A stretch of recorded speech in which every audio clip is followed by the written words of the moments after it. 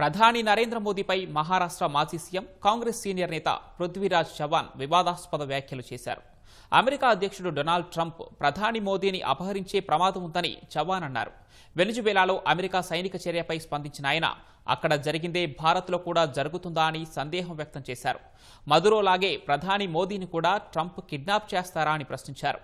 America సుంకాలు ఇరు దేశాల వాణిజ్యాన్ని దెబ్బతీశాయన్నారు. ప్రత్యక్ష నిషేధం విధించడం సాధ్యం కాదు కాబట్టే వాణిజ్యాన్ని ఆపటానికి సుంకాలను సాధనంగా ఉపయోగించారని ఆరోపించారు. గతంలో అమెరికా ఎగుమతుల ద్వారా భారతీయులు సంపాదించిన లాభాలు ఇకపై లభించవని, ప్రత్యామ్నాయ మార్కెట్ల కోసం చూడాల్సి ఉంటుందని పృథ్వీరాజ్ చవాన్ అన్నారు. ఆ దిశగా ప్రయత్నాలు ఇప్పటికే జరుగుతున్నాయన్నారు. ఈ వ్యాఖ్యలపై స్పందించిన బీజేపీ దేశ సార్వభౌమత్వాన్ని కాంగ్రెస్ బలహీనపరుస్తోందని ఆరోపించింది. రోజురోజుకి కాంగ్రెస్ దిగజారిపోతోందని బీజేపీ జాతీయ అధికార ప్రతినిధి ప్రదీప్ భండారీ ఆరోపించారు. చవాన్ వ్యాఖ్యలు కాంగ్రెస్ దేశ వ్యతిరేక మనస్తత్వాన్ని మరోసారి భయపెట్టిందన్నారు.